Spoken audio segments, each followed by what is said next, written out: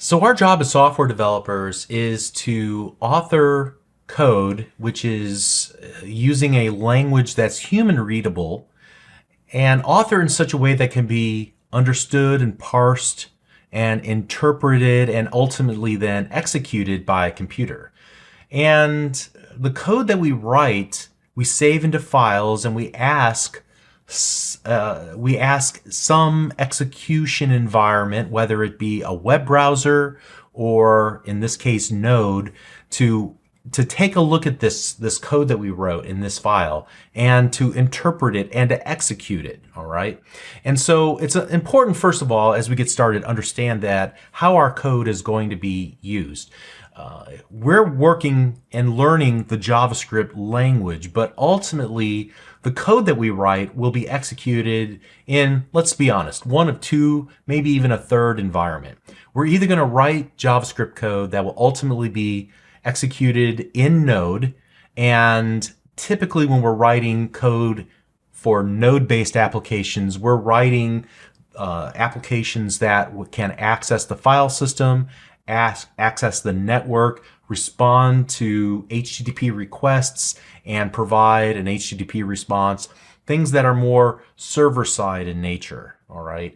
And then we'll also then write JavaScript code that will execute in the context of a web browser. And we would expect for that code to be able to dynamically interact with elements, HTML elements on a given web page. All right.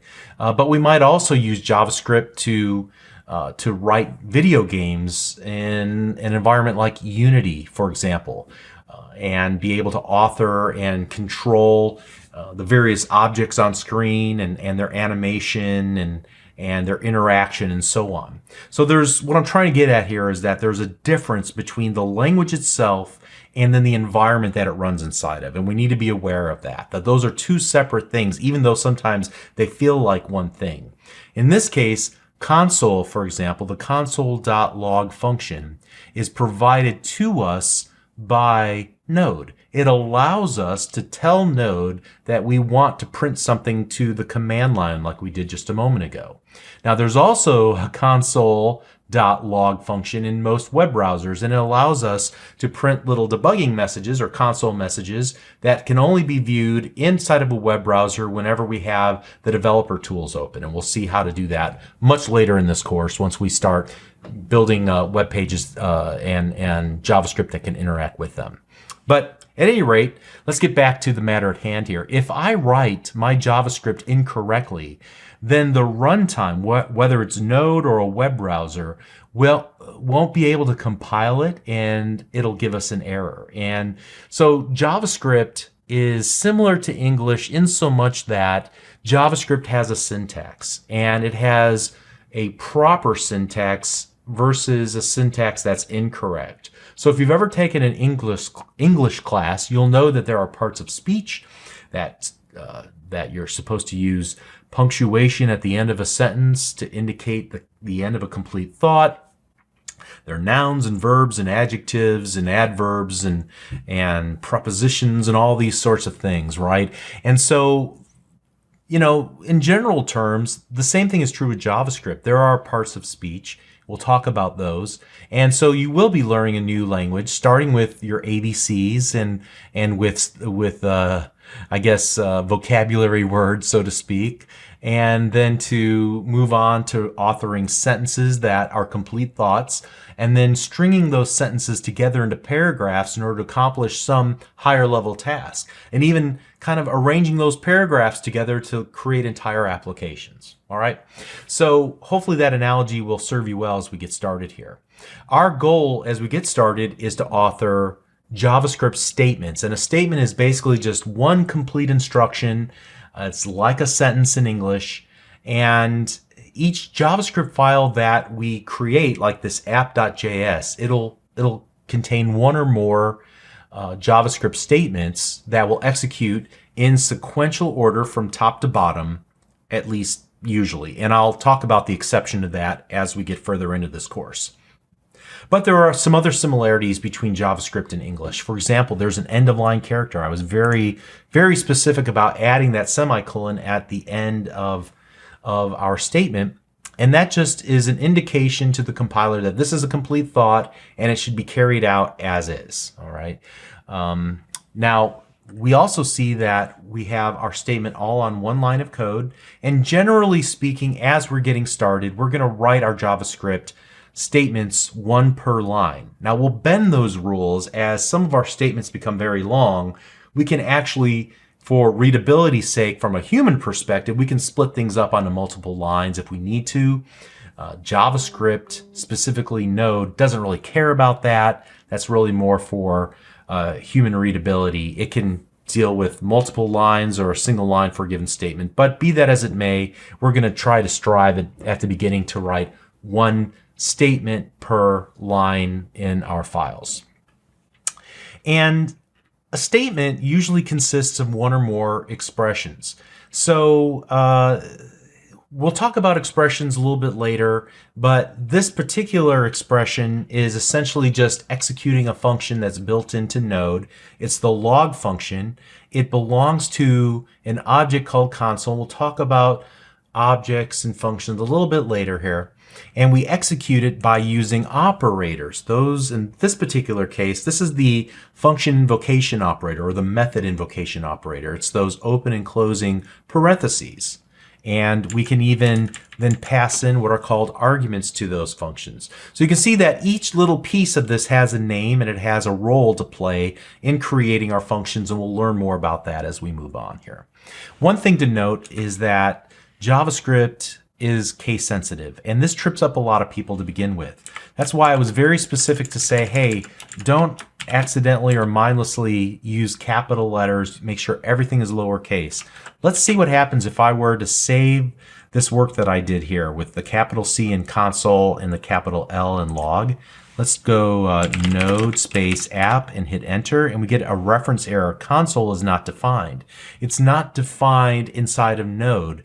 Console doesn't exist with a capital C inside of Node. It exists with a lowercase c inside of Node. The same thing is true with the function name log. Let's go ahead and I'll just use the up arrow on my keyboard. That'll give me the last command that was used in the terminal. So again, node app, and I'm going to try to execute this little program again, and I get another error. This time, console.capital log is not a function. That's true.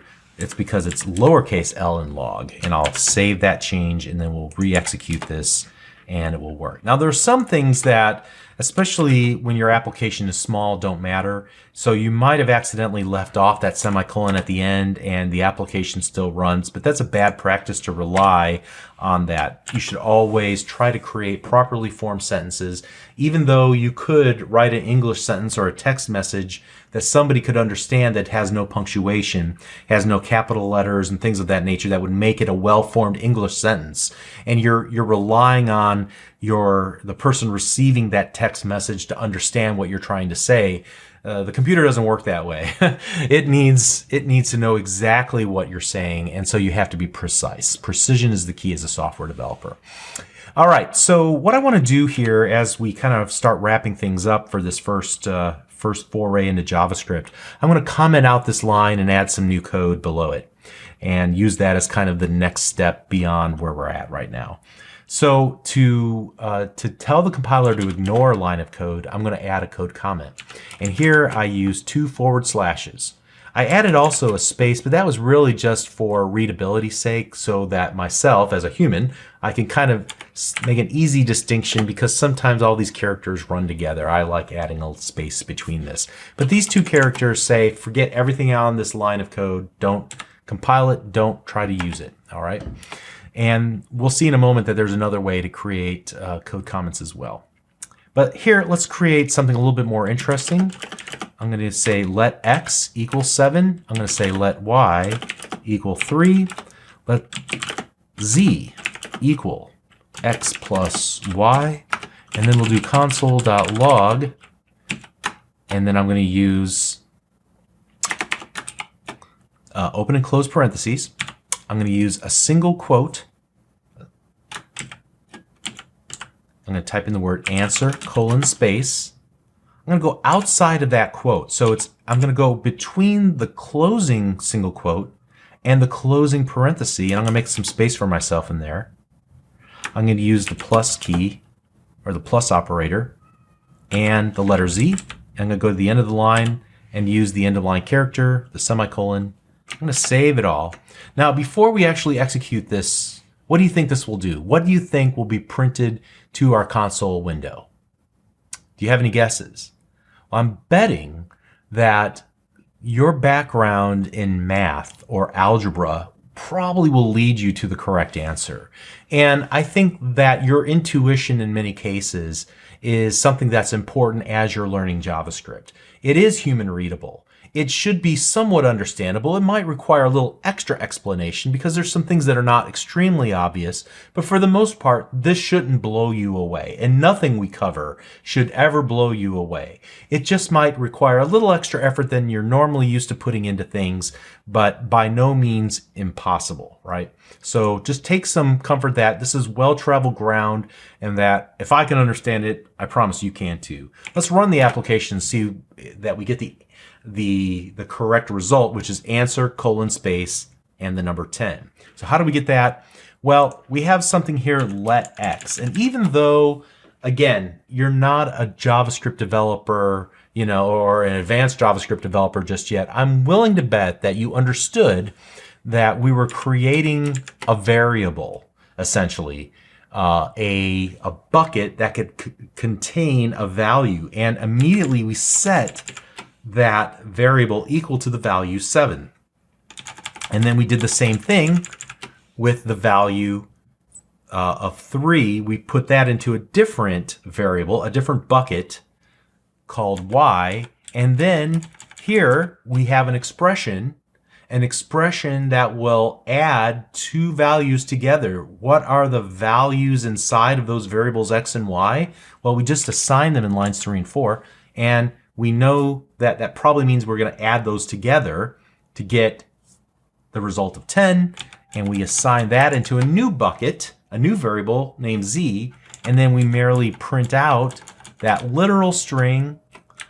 But then we also say also append the letter or the value that's in z. Now, hopefully that made sense to you even before we ran the application. But you can see here that, for example, the plus symbol has double duty.